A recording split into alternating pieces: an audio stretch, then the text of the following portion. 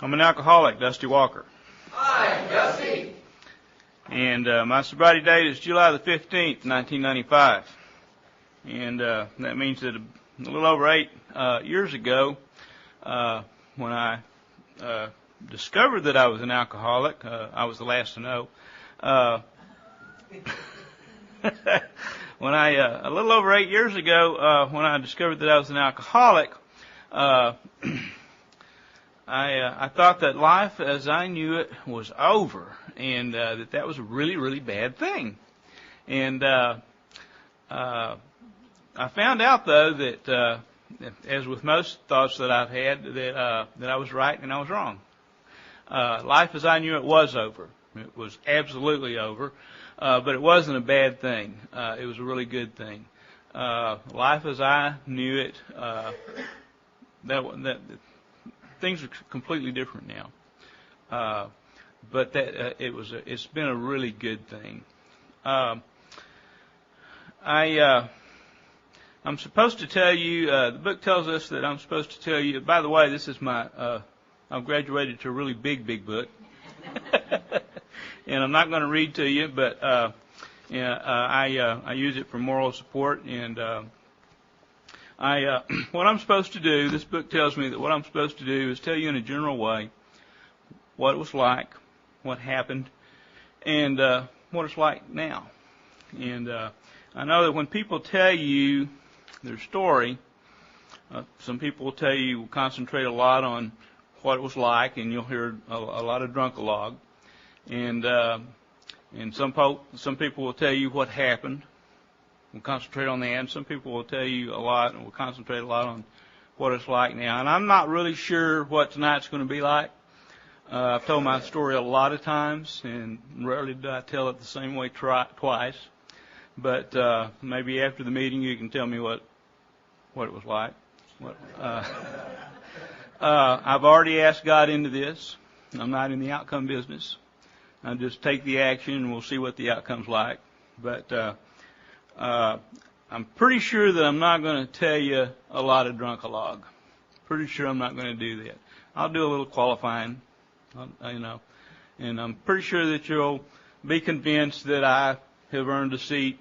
I deserve a seat here by the end of the talk. But when I was new in here, I heard a lot of stories, a lot of speakers, and heard a lot of drunk-a-log onlys. And sometimes I just wanted to go drink.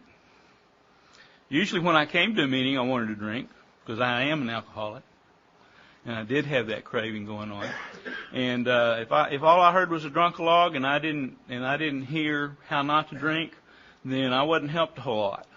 And so just hearing a drunk-a-log didn't help me much. And I thought in early sobriety that I would try to remember that later on. So I'm not going to tell you a whole bunch of drunk-a-log. But I will try to qualify. One of the things I'm going to qualify is that I don't speak for AA. I don't think anyone speaks for AA. All I can do is share my experience, strength, and hope. And, if I'm going to speak from my experience, we're already in trouble because if I'm going to speak from my experience, that's, my understanding, and you know what understanding is. It's just, it's from up here.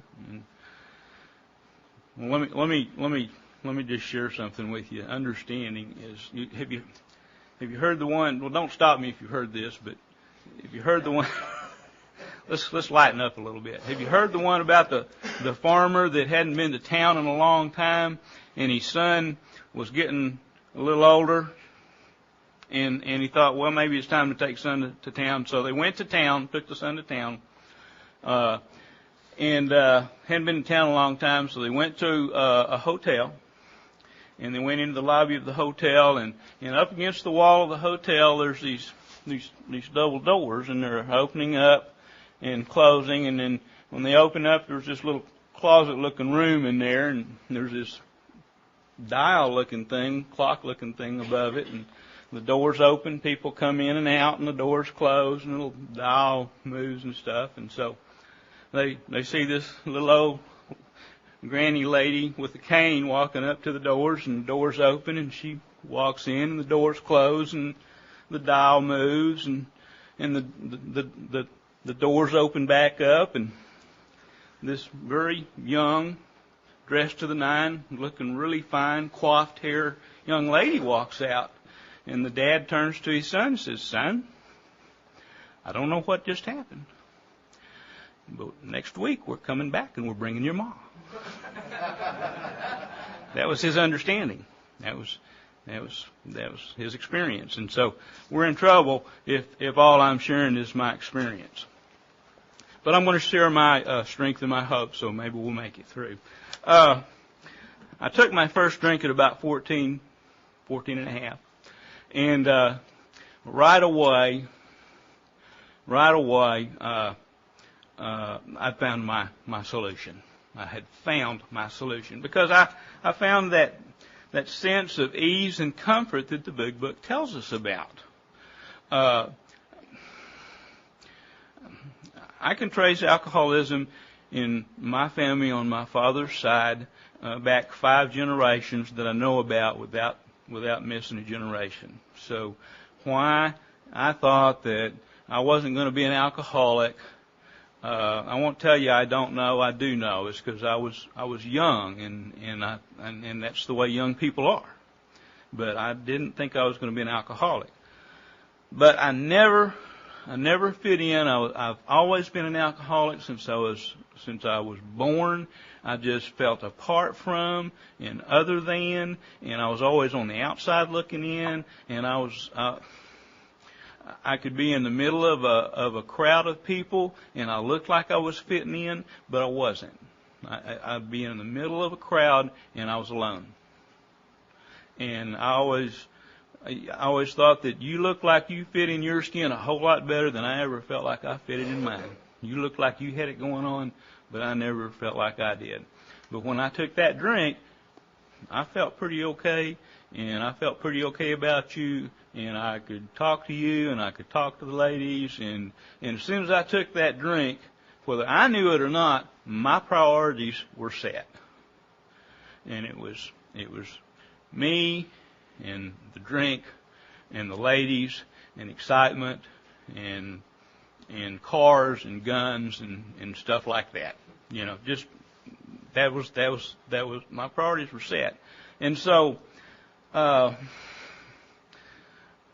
didn't start out to be drinking every day, you know, but I started out to drink every chance I got. And just to give you an example, in high school, by my senior year, I would take my lunch, and on the way to school, I'd pull over to the side of the road, and I took about a quart thermos of iced tea with me, and I'd pull over to the side of the road, and I'd pour about half that iced tea out, and I'd fill it the rest of the way with gin. And I'd take a couple of shots just to get started for the morning, and then at lunch I'd eat my little sandwich and my chips and drink that iced tea, and I didn't think anything about that. I did not think that to be odd at all. That was just the way I did it. And then on the weekends, my parents would always go out of town. We'd built a lake house out at the lake, and when I say we built, I don't mean we had it built. We built a lake house, and so they would go out of town, and I always had a date, and no, y'all go on, y'all have a good time. I'll stay home. I got a hot date. I always had a hot date, and so Friday afternoon, as soon as I got out of school, I was heading for the date and drinking all weekend long, and I try to taper that thing down sometime Sunday afternoon, Sunday evening, so that I could get back to school Monday, because I'm a functional drunk. I'm gonna try to manage it so that I can do the deal, because I know you'll pull me out of the game if I don't do the deal, and I'm going to be a functional drunk, but I'm gonna drink too. So that's the way it was, and I joined the military actually before I even got out of high school. I did graduate from high school. Started doing a little college, went active duty. Got married before I went active duty. I was in the service during the Vietnam era. Went on a lot of secret missions. Stayed at sea a lot of the time. Wasn't able to drink when I was on those missions, so tried to make up for it when I was in port. But that kind of curtailed my drinking a little bit. By the time I got out of the Navy, I already had a divorce. I was in the Navy a little over 2 years. I was at sea 1 year, 9 months, and 5 days, and that marriage lasted 2 years. So I almost don't count that marriage. When I talk to you about my alcoholism, I wind up telling you about the wreckage of life that my alcoholism winds up being the choices that I made, the really poor choices that my alcoholic life led me to make. I want to cut it short. I'll talk to you about by the time I was 47 years old, I got to these rooms with 30 years of drinking and 4 divorces. And I never divorced anybody in my life. And I never wanted a divorce in my life. My idea of the way things should happen was, you grow up and you meet her and you fall in love. You fall in love and you get married and you live happily ever after. And I kept trying that over and over and over again. But I found out when I did my 4th and 5th step that I made some really poor choices in those respects. And it didn't work out that way. So I made some really poor choices. And I did that over and over and over again. And the way I got here was that that 4th marriage was the first one was 2 years, and then there was one that was 1 year, and there was one that was 3 years that had a little girl involved, and that was the one that I had a chance to get this program. My dad died real young. He was an alcoholic. He died sober in this program, 13 years sober in this program, and he didn't die of this disease. But when he died, I've got a twin brother and I've got an older sister, and I can't call them alcoholics, but they waddle and they quack, okay? But somehow I got my dad's big book. I didn't ask for it, but somehow I got it.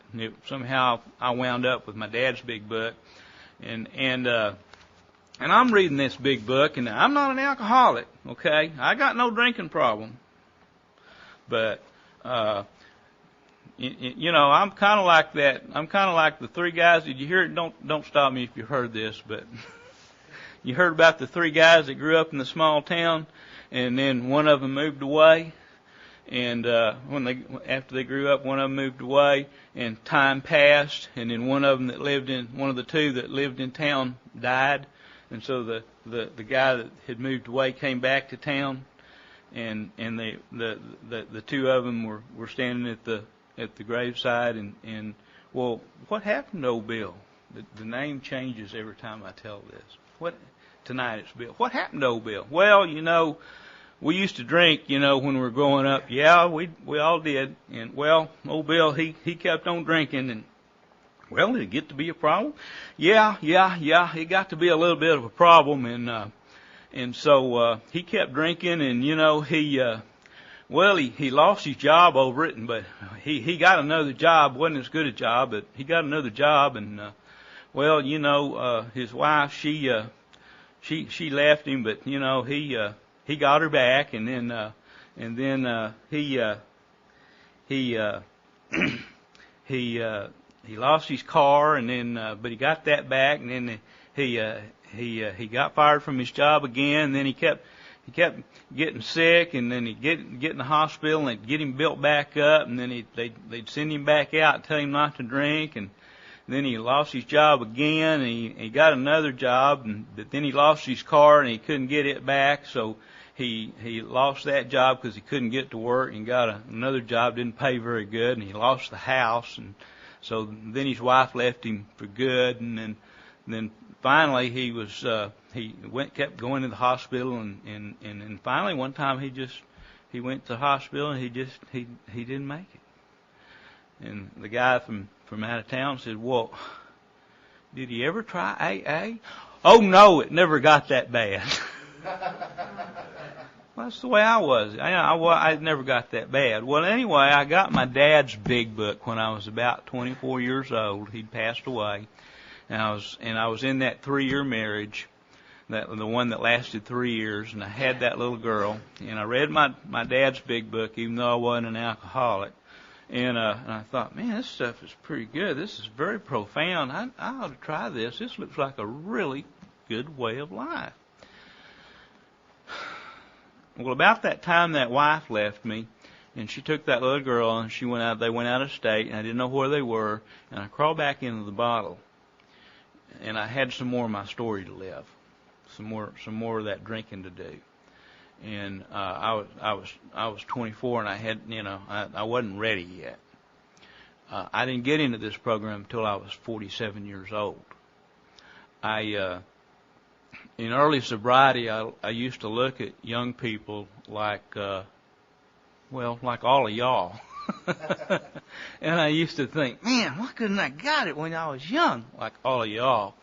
And what I know today is that I didn't get it when I was young like all of y'all because I wasn't ready yet.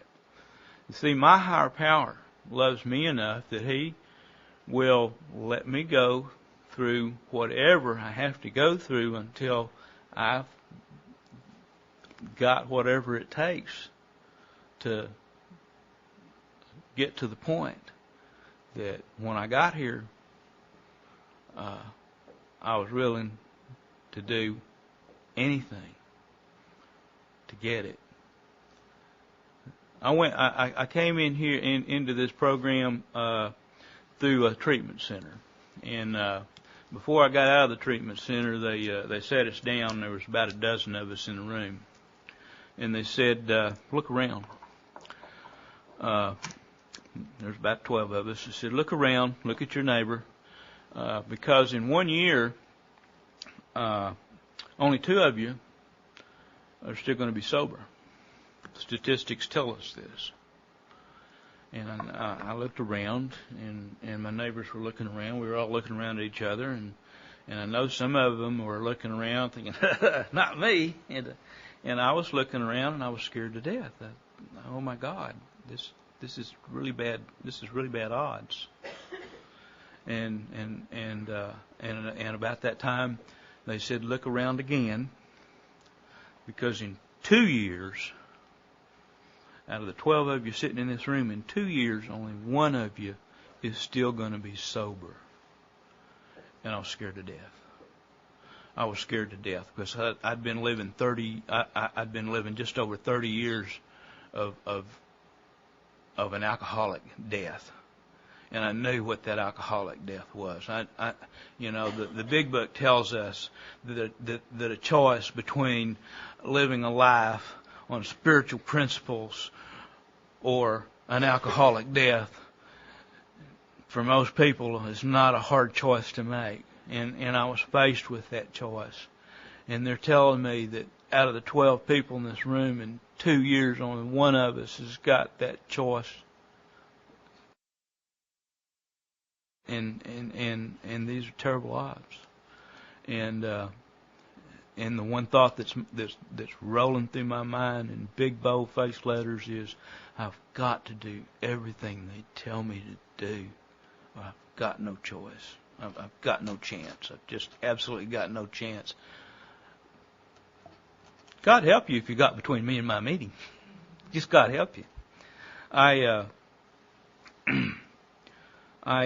did everything they told me to do. They said get a sponsor. They said go to a meeting every night. They said get a sponsor.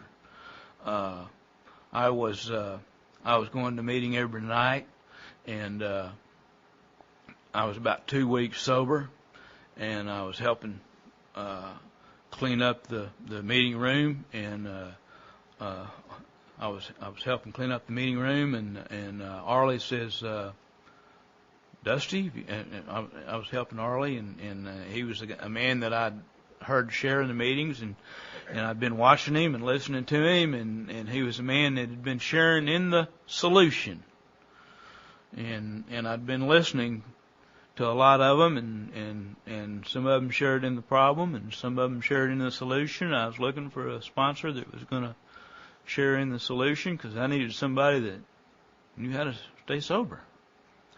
And I knew from hearing him share that he'd been through the work, that he'd been through the 12 steps. He'd worked all 12 steps. I knew from hearing him share that he continued to work the 12 steps every day to the best of his ability. And he says, Dusty, do you have a sponsor yet? I said, no, Arlie. I was going to ask you. I said, Arlie, would you be my sponsor?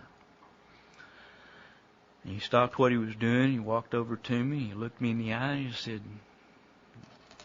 Dusty, I'm sponsoring 14 guys right now. And my heart sank. My heart fell. I knew I was still going to get a sponsor, but I knew I had to still keep looking. And in the next breath, he said, but this program saved my life. It gave me a life that I always wanted and I never knew how to get. And if there's anything I can do to help you get it, I'll do it. Yeah, I'll be your sponsor. I'll be your temporary sponsor. I'll sponsor you until either you say it's not working or you get another sponsor. And you call me every night, and I work with you after the meetings every night, and we'll start working the steps. Meet me here tomorrow night. I'll see you at the meeting tomorrow night, and you'll just be arrange. You plan to meet me after the meeting, and we'll start working on the steps. And so I did. I saw him the next night, and we did a really freaky thing. Really spooky thing, really freaky thing. We did some reading in the big book, which that wasn't the freaky thing, but the freaky thing was he and I got down on our knees, which was kind of freaky, and oh no, you hadn't heard it yet. That was kind of freaky, but we held hands. That was really freaky, and we prayed together, and I hadn't held hands and prayed with someone since I was a little kid. And it was really strange. It was really very, very strange. And we did the first step prayer. And I did the first step with him. And we met every night after the meeting for weeks. And we read in the big book, and we talked, and he worked me through the steps. We did them one at a time, just like that, and he worked me through the steps. I didn't have too much trouble with the first step. I'm a real fast learner. I've already shared with you that it only took a little over 30 years of drinking, of doing that alcoholic death to get there. So I really didn't have any trouble with it. You know, admitting that I was powerless over alcohol, quick 30 years, and boy, I was there. And unmanageable life, 4 marriages and divorces, unmanageability. I planned my life around alcohol. I couldn't. Family life. If I had something to do with the family, just as long as I could plan some time, but before I went to the family outing, so that I could drink and get right for the flight before, because I knew when I got to the family thing that I wasn't going to be able to drink the way I needed to drink when I got there, so I had to be sure and be able to drink. Get right for the flight before I got. So when I got there, I could kind of, because they didn't know how I drank, and I wasn't going to let them know how I drank. So, and then I couldn't stay there very long. I had to plan that time for the family outing while I was there, so I could just kind of plan it pretty short. Just come and let them see the presents, and then get away. And so I could do some more drinking the way I needed to drink. So that's not, that is unmanageability, isn't it? That's pretty unmanageable. Unmanageability, spending money that you don't have. How do you spend money that you don't have? They call that credit, don't they? Credit that you can't pay. If I'm buying booze on credit, when I can't pay my bills, my car and my house and stuff like that, that'd be unmanageable, wouldn't it? Okay, step one was a snap.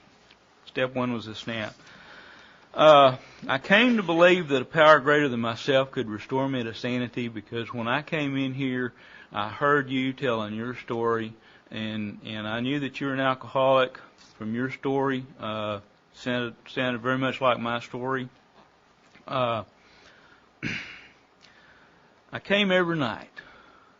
They told me that there was only 2 of us after a year going to be sober out of a dozen, and after 2 years, only one of us was going to. You scared me to death. I wanted to be one of those people, so I came every night. And there were some old timers that were coming every night, to this home group that I went to. And I knew they were coming every night, because I was coming every night, and they were there every night. And I was kind of confused. I was really kind of confused, because, I'd read the big book. It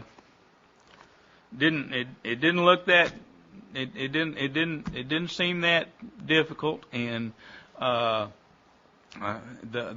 old timers, when they shared with me, they didn't sound that slow, and I thought to myself, when are they going to get it? Why are they having to come every night? When are they going to get it? God, I hope when I'm got that kind of sobriety, 10, 20, that guy's got 30 years, he's still coming every night. Hope I don't have to come every night when I've got that. When are they going to get it? Why, they don't really act that slow. Why are they having to come every night? They're not getting it. Why? I just didn't understand why they didn't get it. I got it. I got it now. I got it. I didn't get it then. I thought they didn't get it. I didn't get it. I got it now. They weren't there. If that old-timer wasn't there that night, he probably wasn't going to drink. He wasn't there for him. He was there for me, the newcomer. He was there for me, the newcomer. He was there to get me a half cup of coffee so I wouldn't spill it on his carpet, because I was shaking. And I was still an ungrateful alcoholic. I thought he was saving coffee. I thought he was too cheap to give me a whole cup of coffee, not realizing that I was going to spill it. I was still into me. He was there with his hand out, shaking my hand, telling me that he was glad I was there, loving me when I was unlovable. Telling me he was glad I was there. Telling me to keep coming back. You're coming back tomorrow night. Keep coming back. Don't leave before the miracle happens. We're glad you're here. He kept telling me that. It impressed me. I kept coming back. I didn't leave before the miracle happened. happen. He was there for me, the newcomer, to show me that this program works. So yeah, I came to believe that a power greater than myself could restore me to sanity because I saw it worked for him. I sat on. They had the chairs along the walls, and then some other chairs out in the middle, and then some other chairs out in the front. And I didn't sit on that front row because I wasn't a winner yet. I sat on that back row, on that back wall, so that they wouldn't see me, I thought, and they wouldn't notice me. And they would tell what it was like, and what had happened, and what it was like now. And I remember I always carry a handkerchief. And I even did then. And I would hear him sharing what it was like. And you got to remember, it was still like that for me. I was still in the middle of it.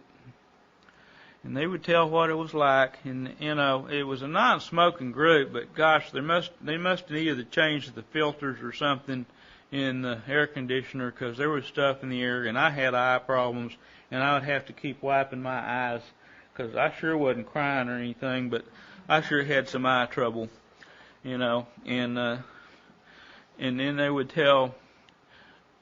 They'd be telling what it was like, but then they would tell what happened, and we know what happened.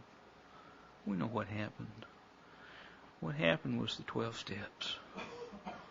What happened was the higher power and the 12 steps. And then, there really was some stuff in the room then, and I really did have some eye problems. And then they would tell what it was like now. And I remember it like it was yesterday. I remember praying to that God that I wasn't sure I believed in just quite yet. I remember praying, God, please, if there is a God, please let what these people are saying be true. And just please, God, let it be true for me. Let me have that. Let me have that. And I did step 3. I made the decision to work these steps and to see if that God that had done it for them would do it for me. And He has.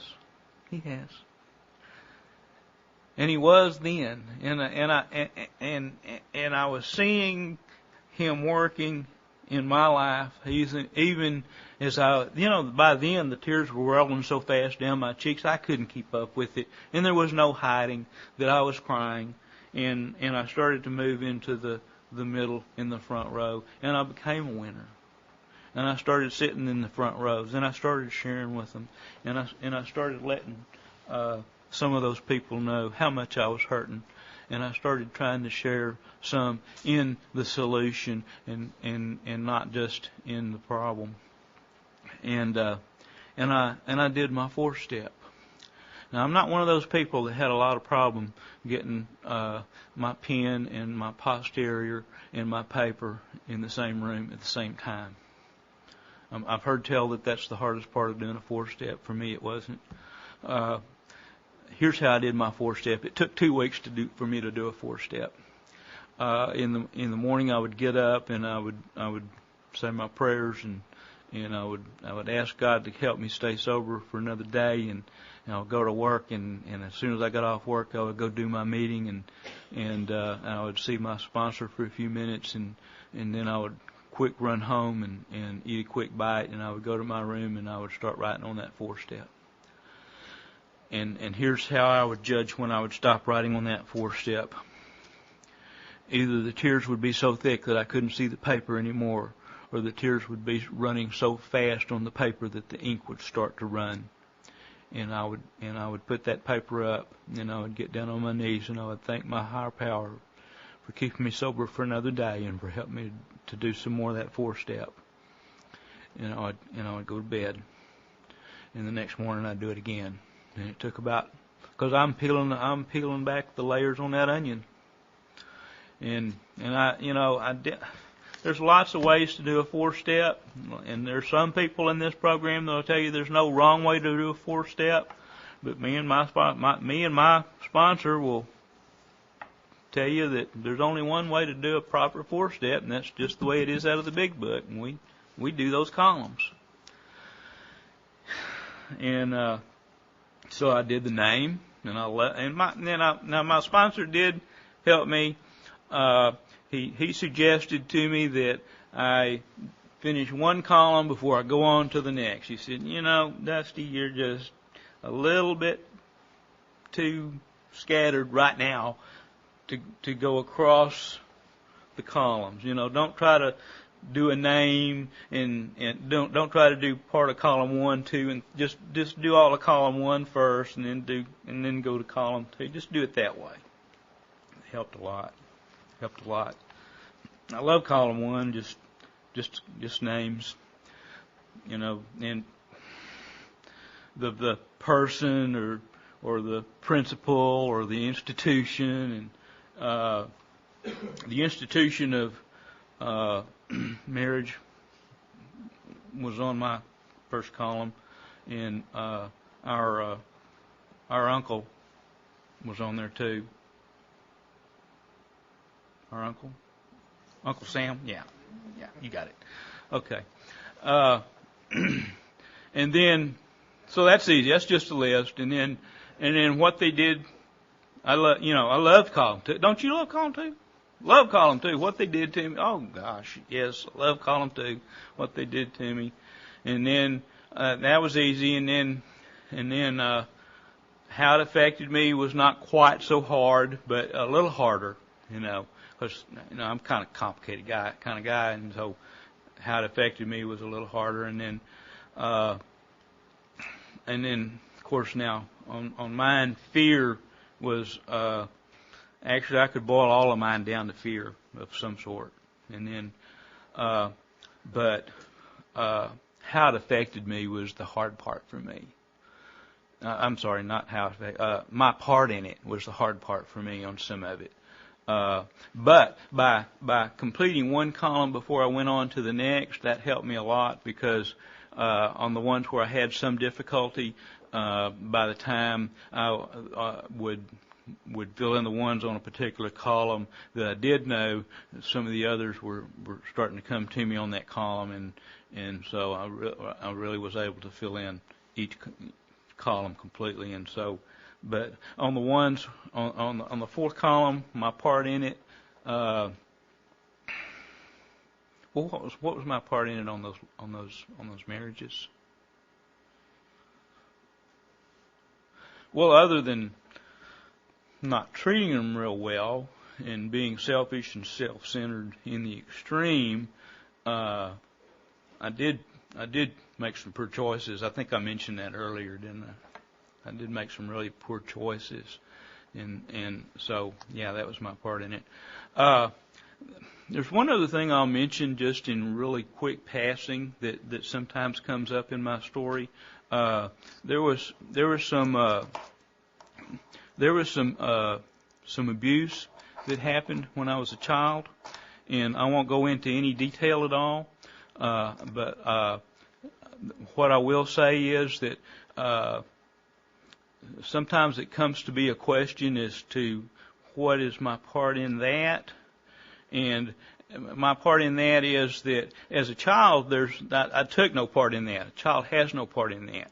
But my part in it as an adult is that I'm no longer a child, and I need to deal with it as, I need to take care of that as an adult, and I did that, the big book does tell us that there are professionals, the big book will take care of alcohol problems, and that there are professionals for any other problem that we need to go to. And that's what I did. So that was my part in it. Once I become an adult, I need to take care of that. And that was my part in it. So I, took care of it. There was something that I didn't want to have to tell in my fifth step. And so the way I dealt with that when I did my 4-step was that I wrote my 4-step as if I wasn't going to do a 5th step. And so I just wrote my 4-step as if I wasn't going to do a 5th step, and decided that I would make that decision later. And then when I did my 5th step, I went ahead and told it. And I felt like that was a good way to do it. And that way, I had it already written in my 4-step, and that worked out pretty good for me. I strongly suggest that we be fearless and thorough, because if we're not, the chance for me was that I was going to drink, and I didn't want to be one of those people that out of that room of 12 that was going to drink again, because to drink for me was to die. There may be other ways to do it, but I was just afraid if I didn't write it on that 4-step at all, because I didn't want to do it on the 5th step, that was just taking a chance. So I'll just write it on this 4-step. It's on there, and I wound up doing it in my 5th step, and it turned out all right. I think there's something, probably 2 or 3 things that all of us think we're going to take to our grave. I'm just not ever going to tell anybody. And that's the stuff I drank over. Why would I do a 4th and a 5th step and not share that stuff? That's the only stuff that I drank over. Why would I do a 4th and a 5th step over all the other stuff and not do it over the stuff that's the only stuff I really drank over anyway? That's the stuff that holds the power over me. Once it's not a secret anymore, it doesn't hold the power over me. I got so much relief out of my 4th and a 5th step that it's just like the big book says. I walked through that arch a free man. I'd never felt that way before, and the 6th and 7th step were just, I was ready. Each one of the steps that I've done before I did the step, I always felt like that I had an idea of what it was going to be like. Well, when I do 6 and 7, I got an idea of what it's going to be like. And I've never had a clue on this side of a step what it was going to be like. It's like somebody told me that was in the program. You can't experience the experience until you've experienced the experience. I've had some sponsees who was just really, really intelligent, and I've had to tell them, just quit trying to figure it out and just do it. Just quit trying to figure it out and just do it. And there've been a time or two that I had to tell myself that, just quit trying to figure it out and just do it. After I've done each of the steps, it's never been what I thought it was going to be. It's always been so much better, and it continues to be better. I do a little bit of service work. I take some meetings to the prisons. I get a lot of gratitude from being able to do that. One of the things that we look forward to in our home groups is we get to see people come in who look as beaten and sad as I did when I came in, and lost. And we get to see them come in, and we get to see them get it. And not only do we see them get to come in and get it, but then we get to see them show somebody else the program, and we get to see them passing it on. I get to see that in a prison too, just like in a home group. When I drive away from the prison at night, I've got this sense of gratitude, and it's not the obvious sense of gratitude that I get to leave and they have to stay. It's not that at all. It's that sense of gratitude that there's somebody there at that prison that got the message, and that I got to be a little part of that. And there's somebody there at that prison that's helping to pass the message on there at the prison. That's passing it on. You know, if you get right down to it, this message goes all the way back to really to Akron or New York. Either Akron or New York. Either Bill or Dr. Bob. Just one alcoholic to another. That's what it boils down to. That's the joy. You know, it's just me to you, to your sponsee, to their sponsee, and if it weren't for that, there'd be a lot of lost souls out there, and there's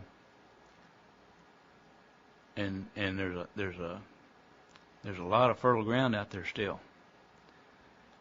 Our work's not done, and there's a whole lot of people out there that still need us.